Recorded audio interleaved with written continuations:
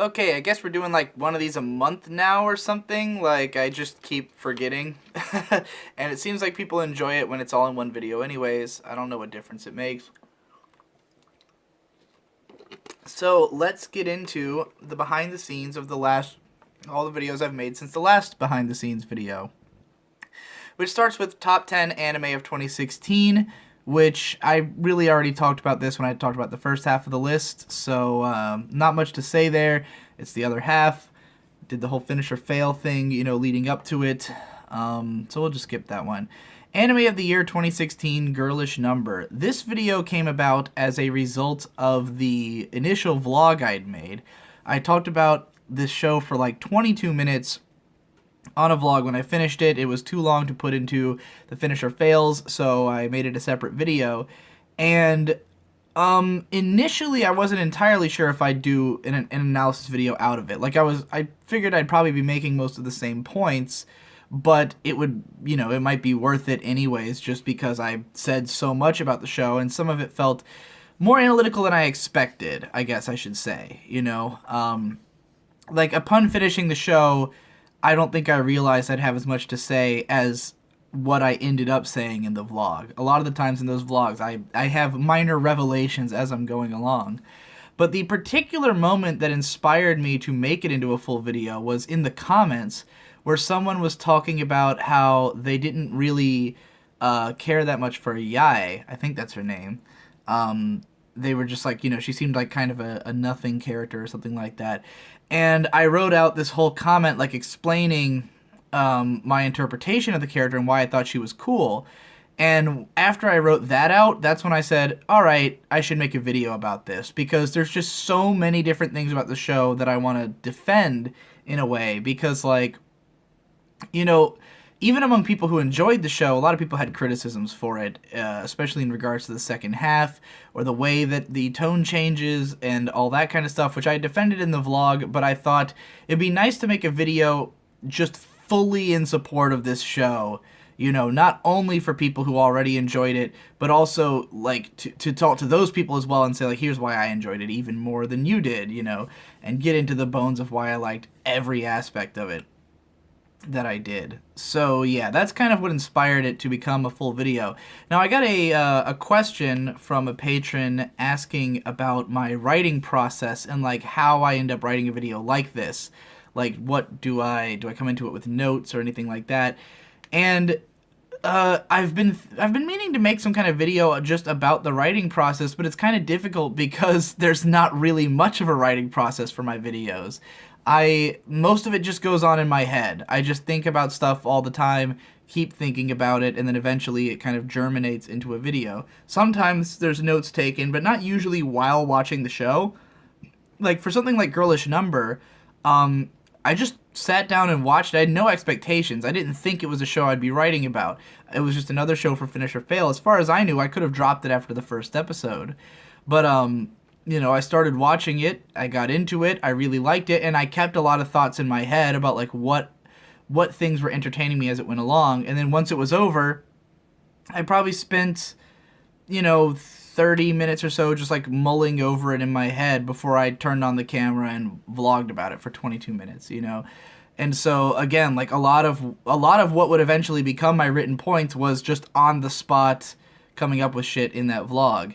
And then I expanded on a lot of it and made it more concise and better worded once I put it into words, into text, rather.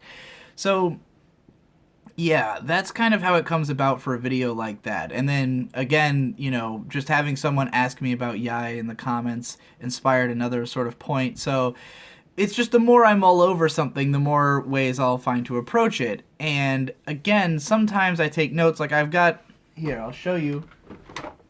For an upcoming video, I don't want you to know what it is necessarily, but you can see I'm writing notes on a whiteboard here. So, like, yeah, that's something I'll do sometimes, just write down, like, general points I plan to make, and then I'll just cross those off as I go down the list.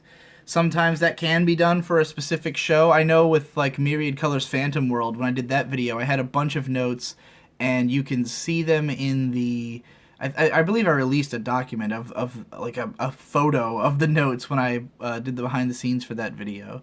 So, because that's back when I was doing write-ups.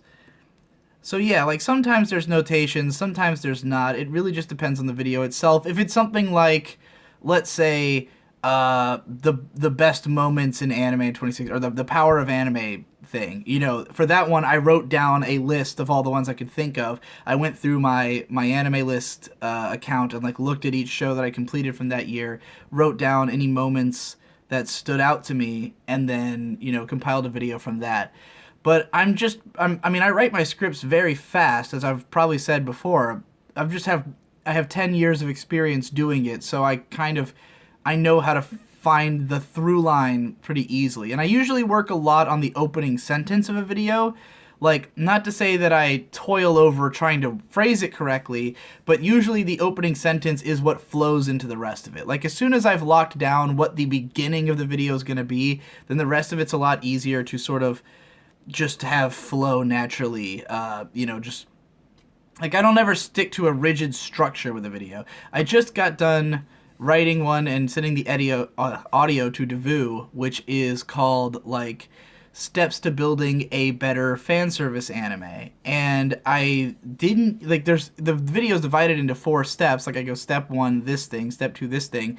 I didn't even plan out the steps beforehand. I knew what step 1 would be, and I vaguely knew what some of the other things I wanted to say were, but it wasn't until I was writing it that I'd write out step 1, and then I'd think, okay, what's the next most important thing? That? All right, that's step 2, you know? And then once I ran out of steps, that's when the video ended. Or once I felt like I'd said everything I needed to say and I didn't have another idea. So, yeah, that's generally how the writing for something like this goes. It's pretty straightforward and simple, and it's why I have such difficulty giving advice to people on stuff like this, because for me, it's mostly just that it comes naturally and I've been doing it forever, you know? And I mean, there was never a time where I particularly took tons of notes. I wouldn't say I ever took much more than I do now.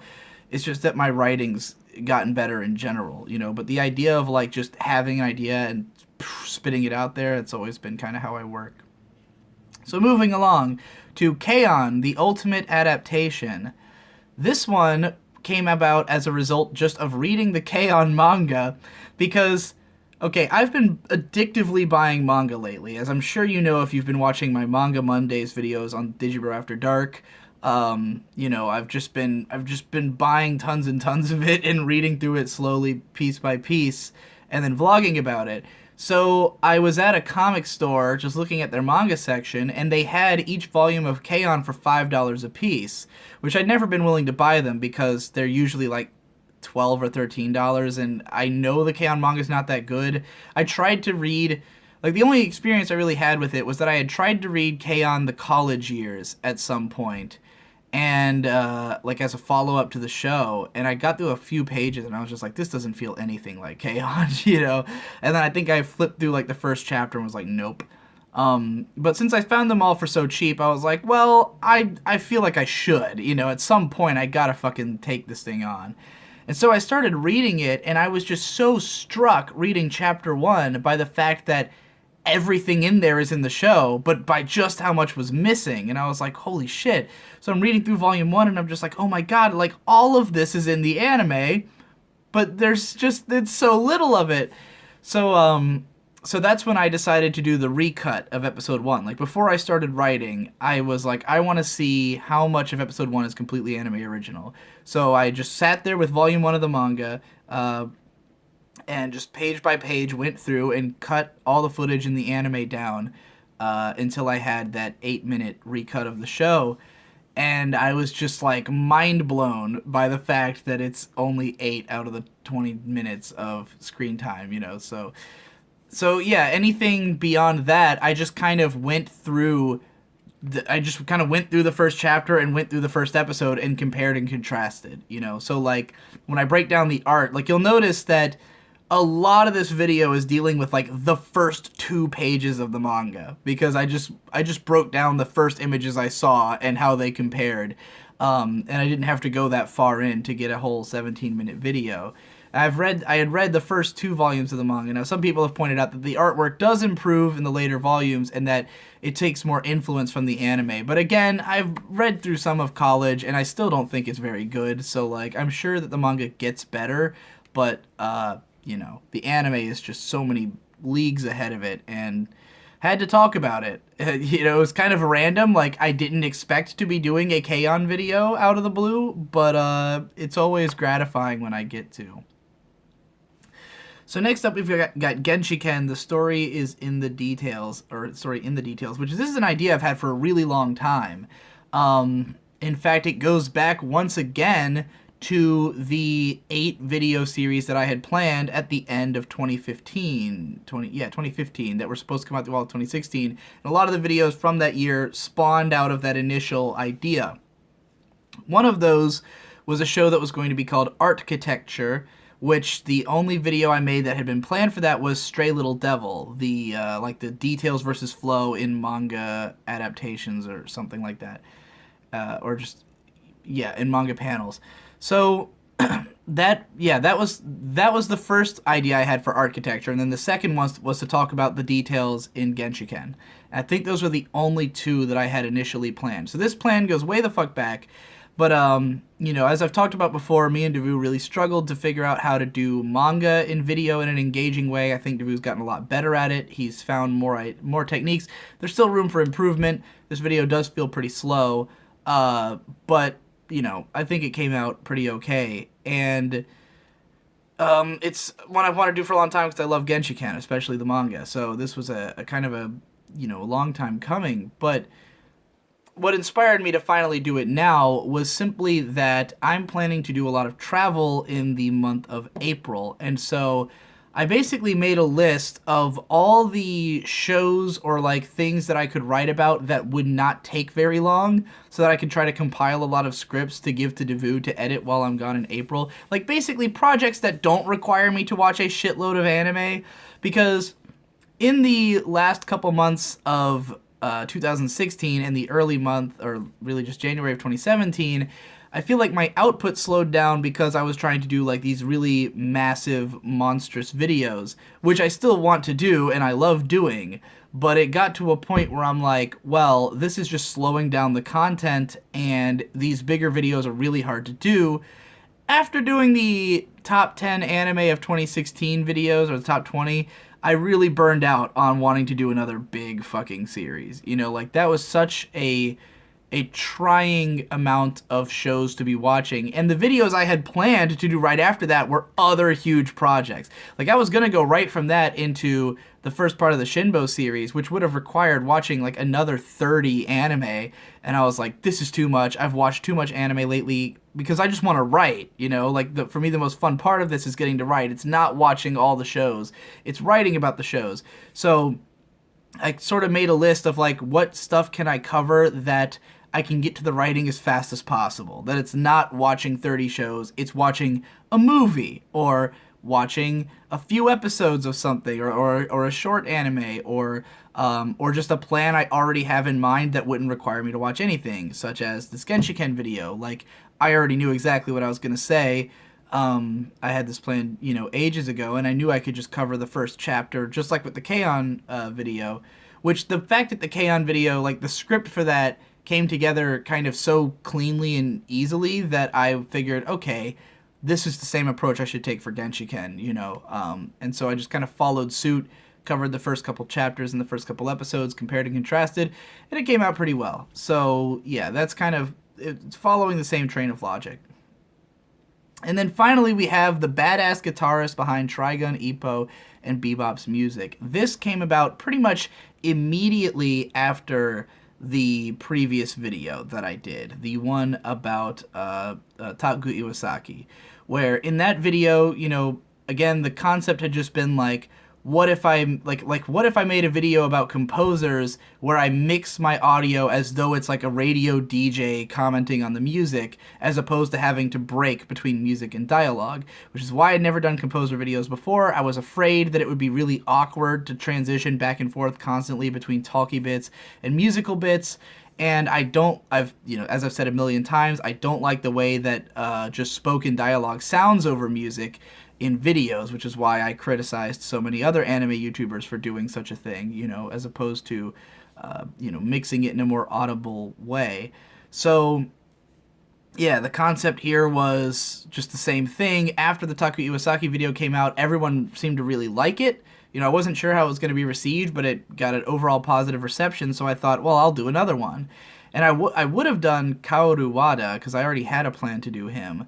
But then I wanted to do Tsuneo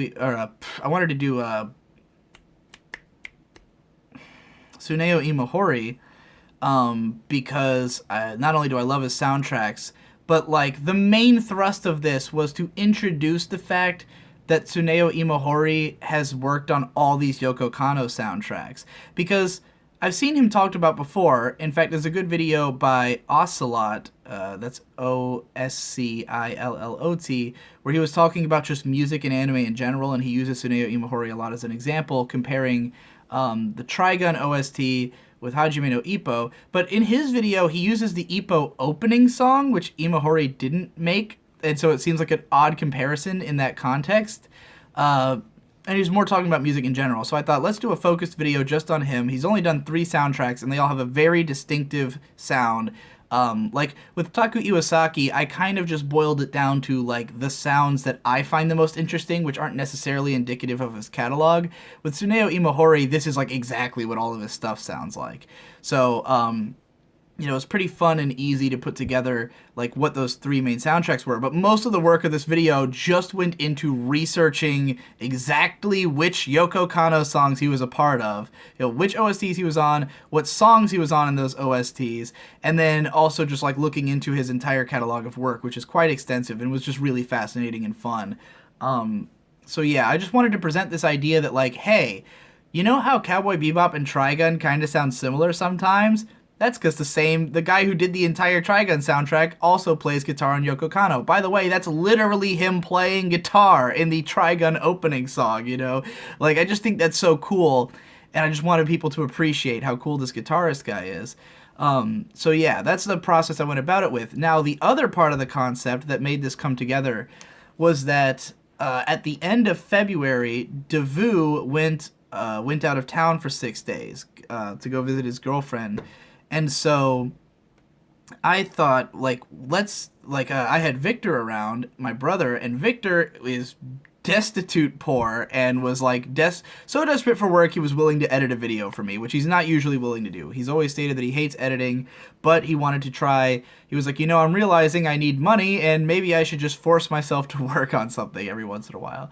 So he was kind of excited about it, and I thought this was perfect because Tsuneo Imahori, Victor knows all his work. Victor's seen Trigun. Victor's a huge Hajime no Ippo fan. He loves the music in Hajime no Ippo. I know he's familiar with the Trigun soundtrack.